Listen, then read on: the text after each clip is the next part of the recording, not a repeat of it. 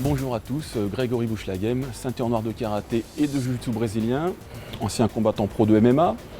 Aujourd'hui, j'ai envie de vous proposer un travail de self-défense, notamment sur la vision périphérique. Donc on a deux types de vision, une vision centrale, une vision qui est donc réfléchie, qui nous permettra de mettre en place des schémas complexes, et une vision dite périphérique, qui dans un contexte martial, nous obligera à utiliser des mouvements et des réflexes les plus simples possibles. Donc il faut savoir que l'homme moderne a subi trois grandes gifles narcissiques qui ont donc froissé son ego. La première fut réalisée par Copernic, qui a démontré que la Terre n'était pas le centre du monde. La seconde gifle fut donnée par Darwin, qui a montré que l'homme est un animal parmi tant d'autres. La troisième fut infligée par Freud, qui nous a montré que nous étions en grande partie animés par notre subconscient. La grande gifle que les arts martiaux ont subie fut infligée par les UFC, qui ont démontré que grand nombre de techniques trop complexes ne marchaient pas. Une petite gifle supplémentaire fut attribuée par toutes les vidéos qu'on peut voir en ligne, les vidéos de combat, de bagarre, qui sont prises par les caméras de surveillance. Et on se rend compte effectivement là aussi qu'il y a tout un arsenal technique qui n'a pas sa place dans une bagarre de rue. Donc ma démarche martiale se situe dans cette lignée, une lignée qui permet de mettre des gifles à notre ego. Pour m'aider dans cette tâche, je vais m'aider de mes deux partenaires, donc Franck Attia, un ami, et Victor qui pratique le Krav Maga, qui me serviront de partenaires et donc d'adversaires.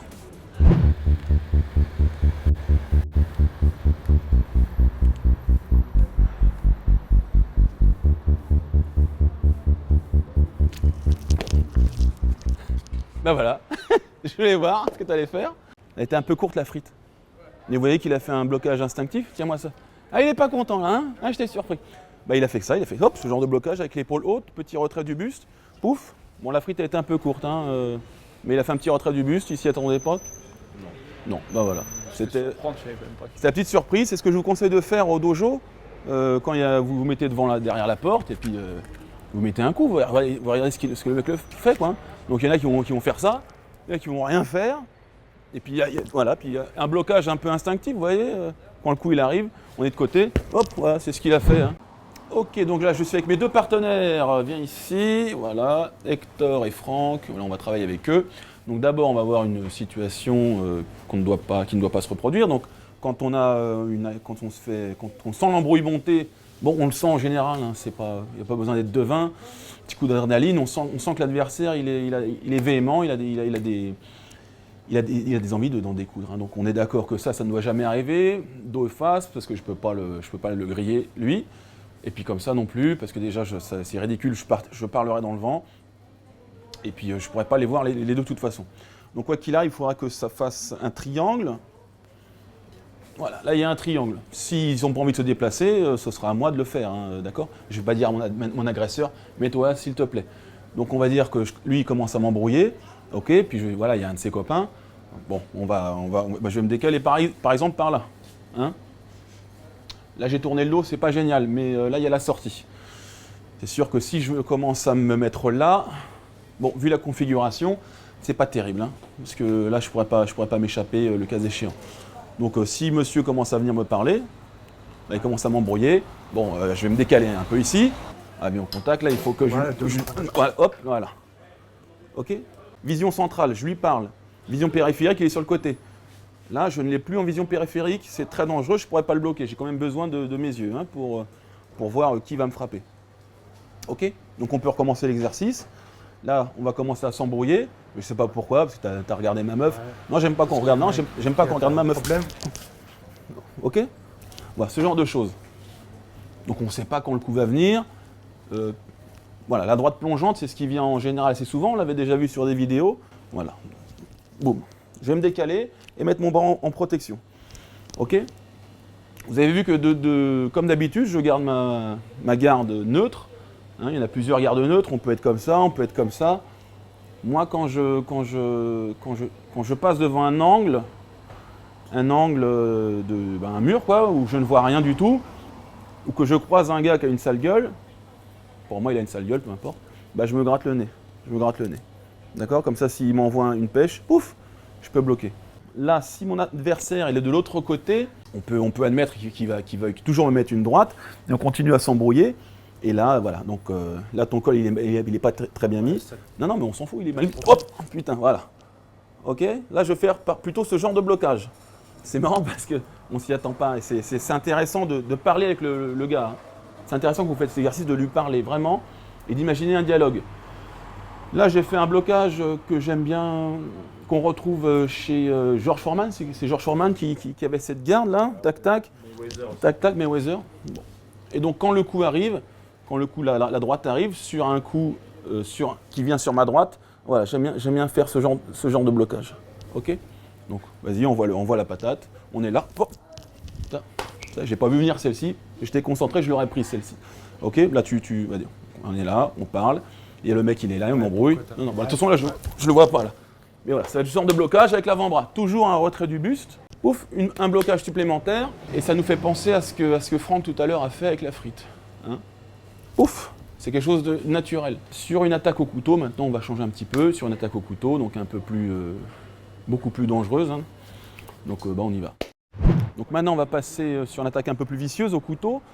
Donc Franck, tiens. Donc je l'ai pris incurvé, bon comme ça il va pas me piquer même s'il y arrive, à me toucher. Vous avez vu que mes deux blocages de tout à l'heure étaient très rudimentaires, très simples.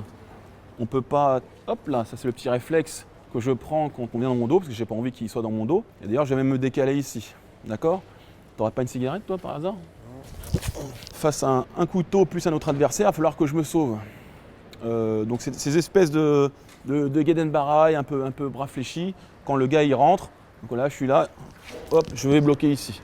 Hein, voilà, il va rentrer à nouveau pour me mettre des coups de couteau. Voilà, idéalement, on va venir ici et puis me barrer.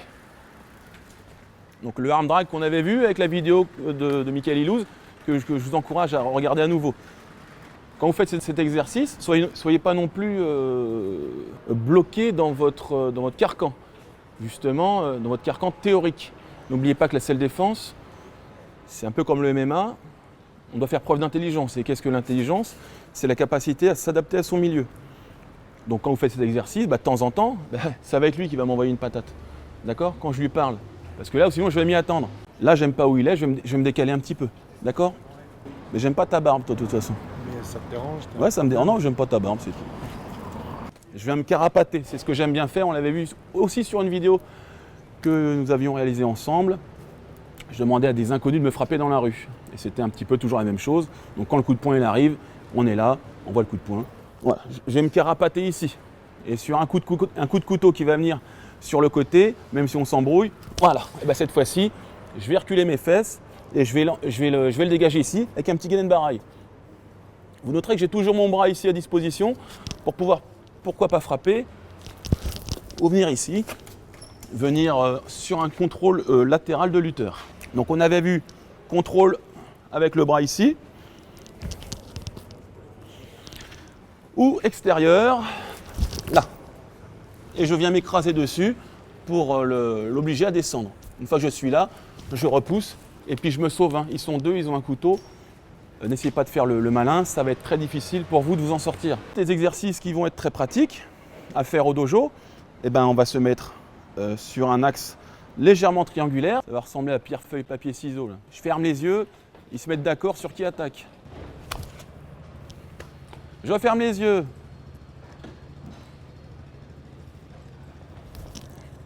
Boum. Quelle technique, c'est magnifique. Je ferme les yeux. J'ouvre. Je vais le faire encore une petite dernière fois. Mettez le protège-dents et les gants de boxe si vous voulez le faire de façon plus agressive. Donc vous pouvez simuler le coup de couteau en faisant semblant et puis les points. Ok, hop, on se concentre. Allez, je ferme les yeux. J'ouvre, vision périphérique, je regarde devant moi. Et le coup arrive. Je me mets en protection. Tac.